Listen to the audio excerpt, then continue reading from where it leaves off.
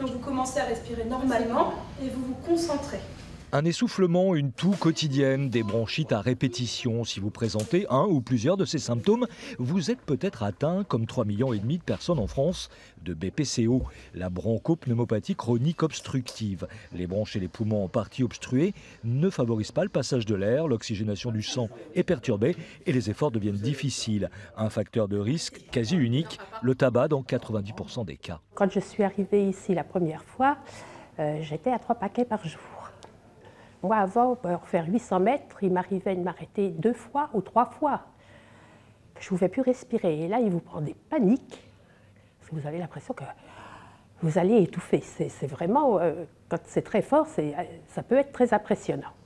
Le centre Richelieu de La Rochelle accueille une trentaine de patients. Pendant 4 semaines, le programme est basé autour de la réadaptation physique et respiratoire et bien sûr l'acceptation du sevrage tabagique. Aujourd'hui en France, 130 000 malades nécessitent administration continue d'oxygène. Une épidémie qui, nous dit-on, progresse en silence. 3 malades sur 4 ne sont pas diagnostiqués.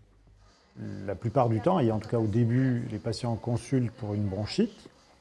Leur médecin les traite la bronchite, ils guérissent de leur bronchite. Et on n'en parle plus.